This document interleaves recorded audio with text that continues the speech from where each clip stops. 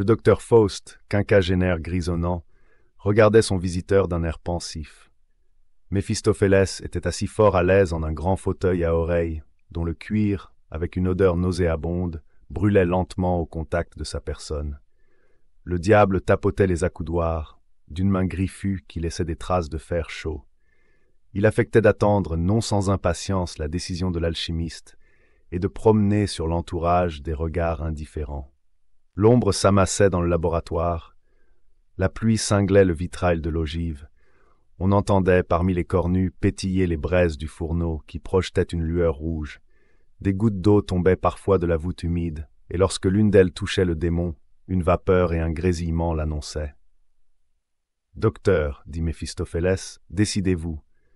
Encore un coup, que vous faut-il? Ce n'est pas que je sois pressé, l'éternité m'appartient. Mais je redoute les rhumatismes tout comme un autre. Et puis, je vous en avertis, pour peu que vous méditiez encore un quart d'heure, le fauteuil sera percé et vous devrez le faire réparer ou l'utiliser à la garde-robe. » Faust, indécis, le bras allongé sur une table épaisse, faisait tourner machinalement la coupe pleine du breuvage empoisonné. « Vous avez un fameux défaut, reprit Méphistophélès, et c'est, ne vous déplaise, de trop réfléchir. Vous couperiez, ma foi. Un cheveu de femme en 4, ce qui est déjà remarquable à l'époque où nous sommes. » Perplexe, Faust remuait dans sa tête les pensées de sa philosophie. Qu'allait-il demander en vertu du pacte? Quel souhait accompli lui rendrait le goût de vivre? « Je m'en vais, » dit le diable en se levant. « Au revoir, docteur, je reviendrai. D'ici là, vous aurez pris parti. »« Non, reste !» s'écria le penseur. « Un instant, encore un instant. »« Soit !» accepta le diable, qui se rassit. Faust lui présenta son drageoir. « Un bonbon ?» fit-il. « Volontiers. » Mais négligeant ses friandises, le diable choisit délicatement une braise bien ardente et la croqua. Faust, haussant les épaules, murmura « Saltimbanque !» et plus rien ne se fit entendre, hormis l'averse et le fourneau. Pour se distraire, Méphistophélès dessinait du bout de sa griffe sur un accoudoir des arabesques fumantes. Pyrogravure fut son mot. « Plaît-il » questionna Faust. « Rien, docteur. Anticipation. »« Trêve de fantaisie. J'ai trouvé » Archimède lui dit en grec. « Je sais ce que je veux. Voyons. C'est la jeunesse. Peste, monsieur. Rien que cela. Plus que cela, dit Faust avec un regard pénétrant. Plus que cela, fit le malin, ahuri. Moi. Qu'entends-tu par ce moi, maître des obscurités? J'ai dit moi, comme vous diriez diable, et reconnaissez que l'on jurerait à moins. Quoi? La jeunesse est plus que la jeunesse. Écoute, repartit Faust. Si j'étais un vieillard abandonné par le désir, tu sais bien, comme moi, que reconquérir la jeunesse n'aurait à mes yeux nul attrait. Mais j'ai 58 ans, si je ne me trompe, et mon âme est souvent troublée de désirs que l'état de mon corps m'interdit de combler. Eh bien mais, interrompit le diable avec un sourire qu'on aurait pu dire licencieux, la jeunesse seule. Faust frappa du pied. Incorrigible bouc, se récria-t-il. Comprends-moi donc. Ce que la jeunesse a de meilleur en soi, ce n'est ni sa force ni sa séduction, mais l'avenir qui s'étend devant elle. En vérité, remarqua Méphistophélès, c'est à vous d'être obscur.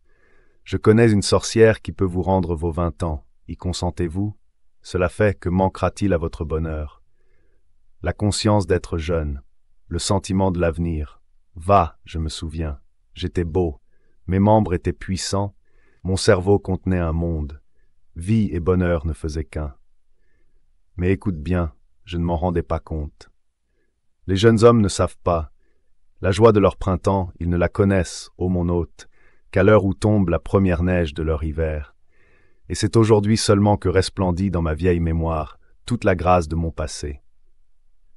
Car c'est sans le savoir qu'on est jeune, et ce qu'on ne sait pas existe-t-il. Bref, conclut Méphistophélès, vous voulez à la fois être jeune et ne pas l'être. Vous êtes un sage et un insensé. Sage lorsque vous rêvez le songe dont vous venez de parler. Insensé lorsque vous en souhaitez la réalisation.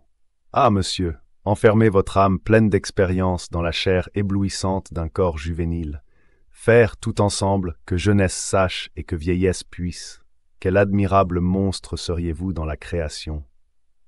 Et ne sentez-vous pas qu'un tel prodige est impossible, même à l'autre, là-haut, qui n'a pas voulu que la couleur noire pût devenir blanche et rester noire? Et comme Faust demeurait sombre, « Allez, docteur, ce n'est pas que je renacle à la besogne, un pacte est un pacte, mais à l'impossible nul n'est tenu. Et si j'ai un conseil à vous donner, écoutez-moi à votre tour. De deux choses l'une, où l'on est jeune et sait, selon votre expression, sans le savoir, où l'on ne l'est plus, et c'est alors qu'on savoure sa jeunesse. Que décidez-vous à la fin? Recouvrez vos 20 ans sans y prendre plaisir, ou vous souvenir agréablement de les avoir vécus. Découragé par un silence farouche, il eut un geste retombant et fit quelques pas à l'écart. « Procite !» dit Faust. L'esprit du mal se retourna et vit le philosophe boire d'un trait la coupe de poison. « À votre aise !» grogna le diable. « Grand bien vous fasse !» Et il se retira comme il était venu, à savoir, on ne sait comment.